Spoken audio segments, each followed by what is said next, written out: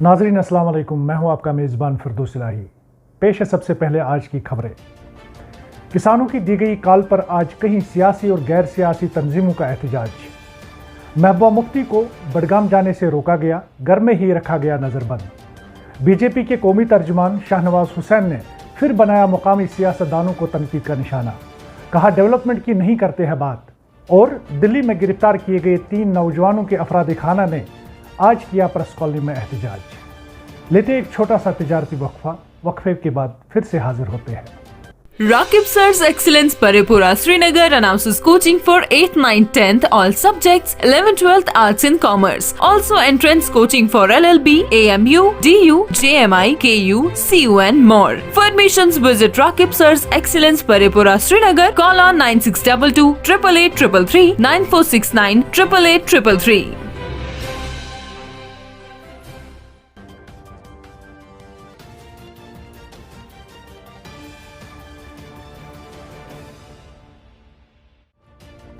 BJP के कौमी तर्जुमान शहनवाज हुसैन ने एक बार फिर खानदानी सियासत को निशाना बनाते हुए कहा, इन जमातों ने जम्मू कश्मीर के वसाइल को लूट खसूट और उक्रबा परवरी के सिवा कुछ नहीं दिया। उन्होंने कहा कि मरकज जम्मू कश्मीर में तमीर और तरक्की का जाल बिछाना चाहती है। शहनवाज हुसैन ने कहा कि किसानों के मुजाहरों के पीछे कांग्रेस का हाथ है। पूरी तरह से हर घर में बिजली पहुंचे, हर जगह पानी पहुंचे, हर हाथों को रोजगार मिले। जम्मू कश्मीर टूरिज्म का सिर्फ जो आज के सेंटर जो मशहूर हैं वो नहीं, बल्कि जम्मू कश्मीर का एक एक इलाका ऐसा है। जैसे मैं कल डोडा गया तो पहले मैं हेलीकॉप्टर से कई बार गया हूँ, सभा किया है। दिलीप परिहार जीते, गुलाम नबी आज़ाद साहब का इलाका था, तो देखने का वैसा मौका नहीं मिला। लेकिन इतनी खूबसूरत वादियाँ हैं जम्मू कश्मीर की, एक एक इंच ऐसी है जो दुनिया में जन्नत की तरह है। इसको सिर्फ शेरो शायरी में जन्नत नहीं, इसको सिर्फ कहने के लिए नहीं, बल्कि इसको सही में करके दिखाना है। लोड शेडिंग 1 मिनट ना हो ऐसा जम्मू कश्मीर बनाना। यहाँ लोग इंटरलागन ना ज्यूरिख ना जाएं, यूरोप ना जाएं, सेंटोर्नी ना जाएं, वो घूमने के लिए जम्मू कश्मीर आए। यहाँ के लोग टेररिज्म से, सेपरेटिज्म से सब उब गए। वो लोग सिर्फ डेवलपमेंट चाहते हैं, और डेवलपमेंट कोई कर सकता है तो सिर्फ बीजेपी। इसलिए जो गुपकार गैंग के लोग हैं उनसे कहता हूं डेवलपमेंट पे बात करो, डायनेस्टी फ्री जम्मू कश्मीर पे बात करो, करप्शन फ्री जम्मू कश्मीर पे बात करो। न वो डी पे बात करते हैं, डबल डी पे भी नहीं करते, सी पे भी नहीं करते, वो इधर उधर की बात करते हैं। इस चुनाव में कोई मुद्दा है? इस चुनाव में सिर्फ डेवलपमेंट मुद्दा है। और मैं कहता हूँ महबूबा मुफ्ती से भी, उमर साहब से भी, और जो उनके जो भी गैंग में लीडर हैं और जो रिंग मास्टर उनकी कांग्रेस है पर्दे के पीछे वाली, उनसे भी कहता हूं कि डेवलपमेंट पे बात कीजिए। यहाँ 3 डायनेस्टी रही है। पहले तो एक डायनेस्टी थी महाराजा हरि सिंह जी की, उसके बाद जानबूझ के नेहरू जी ने पटेल जी के हवाले ये मुद्दा नहीं किया था, क्योंकि डायनेस्टी रखनी थी। तो एक डायनेस्टी थी नेहरू गांधी फैमिली की, उनके लोग जो है वो यहाँ चीफ मिनिस्टर हुए। दूसरी डायनेस्टी थी अब्दुल्ला फैमिली की। तीसरी महबूबा मुफ्ती साहब और मुफ्ती साहब की थी। कोई गरीब का बेटा, कोई आम आदमी, मैं हर सभा में सवाल पूछता हूँ, किसी को ख्वाब देखने का भी हक इन 3 फैमिलियों ने नहीं दिया। कोई यहाँ आम कश्मीरी ये ख्वाब नहीं देख सकता कि वो चीफ मिनिस्टर हो सकता है, वो मिनिस्टर हो सकता है। आज तक जो लोग भी बने हैं कुछ खानदान के लोग बने। और किसान भाइयों को वो लोग गुमराह कर रहे हैं जिन लोगों ने यही कानून की बात पहले कही थी, चाहे वो शरद पवार जी हों, चाहे मुलायम सिंह यादव हों या अन्य नेता हों। लेकिन किसानों के कंधे पर ही अपनी नेतागिरी चलाना चाहते हैं। किसानों को वो अपनी बैसाखी बनाना चाह रहे हैं। जिनके पैर देश की जनता ने तोड़ दिए हैं, जिनको हैदराबाद में 2 सीट दी है, वो आज सियासत कर रहे हैं। जिनको बिहार की जनता ने रिजेक्ट कर दिया है, आज वो किसानों के कंधे पर सियासत कर रहे हैं। किसान नरेंद्र मोदी जी के दिल में बसते हैं। हमने उनके अकाउंट में 6000 साल का देने का काम किया। हमने उनकी पूरी चिंता की है। हमने नीम कुटेट को यूरिया दिया है। हम ये कहते हैं, जिस तरह जम्मू कश्मीर में लोग गलतफहमी पैदा करते हैं। इसलिए किसान भाई को भी किसी नेता को जो पैर तोड़कर नीचे बैठ चुका है, किसानों के कंधे पर जाकर बैसाखी बनने का काम न करे और उनको हमदर्दी के साथ डील किया जा रहा है। किसान भाई जो हैं वो हमारे ही हैं, वो कोई गैर नहीं। डेमोक्रेसी में प्रदर्शन करना हक है, लेकिन उसके वजह से सब लोग परेशान हो जाएं, इसका भी ख्याल उनको। रास्ता रोकना, मान लीजिए आप मेरी प्रेस कॉन्फ्रेंस में आ रहे हैं, कोई धरना दे लेता प्रेस क्लब के बाहर, तो मैं कैसे आता, आप कैसे आते, यानी किसी को परेशानी ना हो, इसका भी उनको ध्यान रखना। सरकार उनसे हमदर्दी के साथ बातचीत कर रही है और इस जम्मू कश्मीर के अंदर मैं जिम्मेदारी से कहना चाहता हूँ, नतीजे क्या आएंगे, कितनी सीट आएगी, लेकिन मैं ये कह सकता हूँ कि मैं शरीफ कुपवारा इलाके में जो मैं गया था, उसमें जाकर मैंने देखा रास्ते भर महबूबा जी के घर के आगे भी, उधर से निकलते हुए भी बीजेपी का झंडा लहरा रहा था। जो लोग कहते थे कि झंडा नहीं लहरा पाएगा, तो देश का तो लहरा ही रहा हर बिल्डिंग पर, यहाँ के लोगों के दिल में, लेकिन बीजेपी का भी झंडा दक्षिण कश्मीर में भी लहरा रहा है। उसको मैंने अपनी आंखों से देखा। जब रिजल्ट आएगा तो रिजल्ट में जो भी नतीजे आएंगे हम कबूल करेंगे, लेकिन हमारे उम्मीदवार सब जगह बहुत ताकत से लड़ रहे हैं और भारतीय जनता पार्टी को हमारे मुखालफिन ने एक बड़ी ताकत माना है, इसलिए वो इकट्ठे हो गए हैं। वो कितने इकट्ठे हो जाएं, एकजुट हो जाएं, लेकिन डेवलपमेंट के नाम पे ये वोट है, इधर उधर की कोई बात ना करें। हिसाब दो महबूबा मुफ्ती साहिबा, हिसाब दो उमर अब्दुल्ला साहब, हिसाब दो उनके रिंग मास्टर कांग्रेस के लोग कि आपने यहाँ तरक्की क्यों नहीं की, डेवलपमेंट क्यों नहीं किया। हुकूमत में थे तो डेवलपमेंट नहीं किया, और आज डिस्ट्रिक्ट डेवलपमेंट काउंसिल के चुनाव में सब चीज़ पर बात कर रहे हैं, लेकिन डेवलपमेंट पर बात नहीं कर रहे। तो हम डेवलपमेंट फोकस्ड इस चुनाव को रख रहे हैं। ये मैंने अपनी तरफ से बातें कही। अगर आपको लगता है कोई बात छूट गई है। पीडीपी सदर महबूबा मुफ्ती को फिर से खाना नजरबंद रखा गया। महबूबा मुफ्ती को वस्ती जिला बडगाम में उन इलाकों का दौरा करना था जहां गुजर और बकरवाल तबके के सेब के दरख्तों को गुज़श्ता दिनों काटा गया। इससे कबल भी महबूबा मुफ्ती को गुज़श्ता दिनों घर में ही नजरबंद रखा गया था।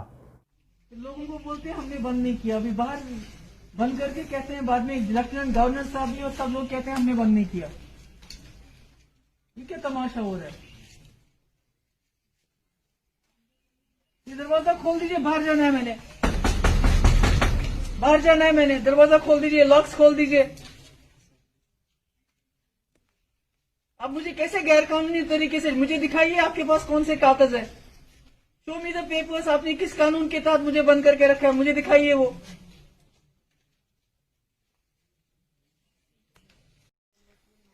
अच्छा, उसके बाद भी वो पूछना है तो उसके बाद वो भी मीडिया के साथ भी तभी बात करने देंगे, पहले ऊपर से पूछेंगे तो उसके बाद जहाँ बात करने देंगे। अब क्या कर सकते हैं, you can't do anything about it. ये तो इन्होंने तो ये जगह ही जो है बर्बाद कर दी है, जम्मू कश्मीर को ही बर्बाद कर दिया इन लोगों ने। किसानों की जानिब से भारत बंद के कॉल के नतीजे में वादी में जहां तमाम मेवा मंडियां मंगल को बंद रही, वहीं सिख बरादरी से वाबस्ता नौजवानों ने यूनाइटेड सिख फोरम के झंडे तले एहतजाज करते हुए किसान बिल को वापस लेने का मुतालबा किया।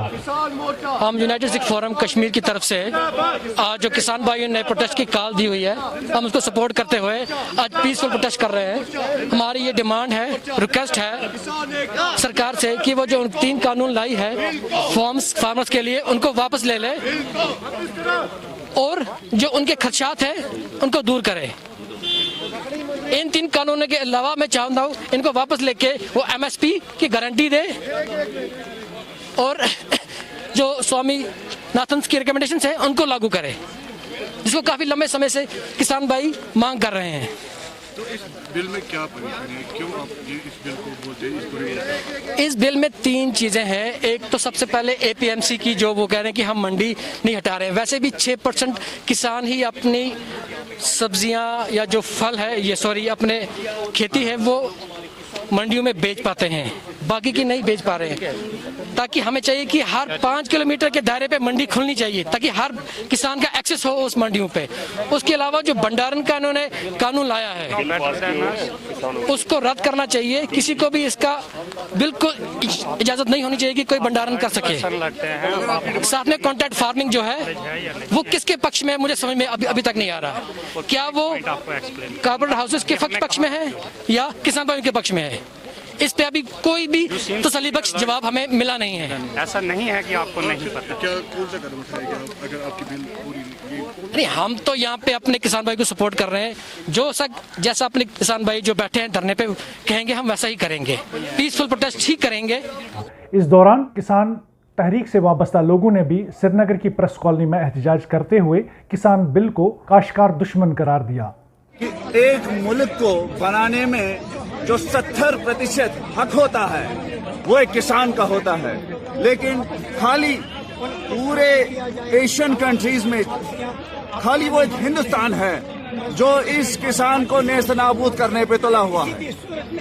इससे पहले भी हमारी कई सारी मांग थी, चाहे एनआरसी हो, उसके बाद जो कोविड-19 की वजह से ये रुके हुए हैं, वरना इन्होंने जो है आम आदमी पे बुलडोजर चलाना शुरू कर दिया था। अभी जो किसान है ये सड़क पे आया हुआ है अपनी मांगों के लेके, और ये वो जेन्युइन मांग है। ये एक सरमाएदार नहीं, ये एक मुल्क को बनाने वाला एक आम नागरिक और आम किसान है, और जब तक इसकी मांग को पूरा नहीं किया जाएगा तब तक ये सड़क से हटने वाला नहीं। दिल्ली में गुज़िश्ता रोज गिरफ्तार किए गए 3 नौजवानों के अफरादी खाना ने एहतजाज करते हुए कहा कि इनके लखते जिगर हाय जिगर बेगुनाह है और उन्हें बेजा गिरफ्तार किया गया है। उन्होंने लेफ्टिनेंट गवर्नर और मरकजी हुकूमत से अपील की कि उनके बच्चों को फौरी तौर पर रिहा करे। मेरा नाम है इदरीस अयूब पठान। मैं प्रोटेस्ट इसलिए जो दिल्ली में कल मसला हुआ, जो सोशल मीडिया पे आए, जिनको बोला गया ये उग्रवादी है, ये दहशतगर्द है, वो बिल्कुल इनोसेंट चेहरा। मेरा बाप है, उसकी 3 बेटियां हैं और एक बेटा है। वो बिल्कुल छोटे मतलब ज्यादा ऊंची खानदान से नहीं है, बिल्कुल अपना मतलब बिल्कुल मैं पठान साहब का फर्जंद हूँ। वो मेरा बाप है। वो अपने काम के सिलसिले में दिल्ली गया, वो बैंड साथ लकड़ी का मशीन चल रहा है अपने घर में, उसी के सामान खरीदने दिल्ली गया, क्योंकि वहाँ बिल्कुल लो रेट पे मिलता था हमें, इसीलिए दिल्ली गया। वो कोई बिल्कुल इनोसेंट चेहरा, 65 ईयर्स ओल्ड है वो। ये बिल्कुल ड्रामाबाजी है दिल्ली सरकार की, बीजेपी सरकार की। क्या कश्मीरी लोग दिल्ली नहीं जा सकता है? क्या दिल्ली के लोग कश्मीर आ सकते हैं? जब दिल्ली का लोग कश्मीर आता है हम उनको मेहमान नवाजी करते, अपने घर में खिलाते। वहाँ के पुलिस ने उनको पकड़ लिया, क्या पता वो हमारा बाप किस हालत में होगा, क्या पता जिंदा है, क्या पता किस हालत में। हमें मुलाकात दीजिए वीडियो कॉल कॉन्फ्रेंस के जरिए, या उनसे मुलाकात दीजिए, उधर हम जाएंगे, उनको हम देखेंगे वो जिंदा है।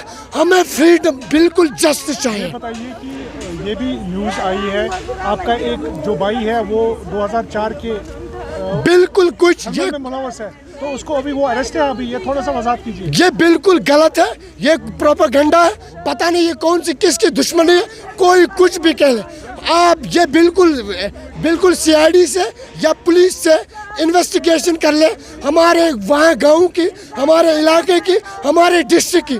ये जो मेरा बाप है बिल्कुल इनोसेंट है, इसकी बिल्कुल 3 बेटियां हैं, ये बिल्कुल एक बैंड साथ चला रहा है। कोई प्रोपेगेंडा नहीं है, कोई उग्रवादी नहीं है, इनोसेंट है। We want justice. हम गवर्नर साहब से अपील करते हैं, हमारा हक दिला दीजिए, हमारे बाप को रिहा कीजिए। बिल्कुल हम खस्ता हालत में पड़े हुए हैं। नाज़रीन, ये थी आज की खबरें। दीजिए अपने मेज़बान फिरदौस इलाही को इजाज़त। अल्लाह हाफिज़।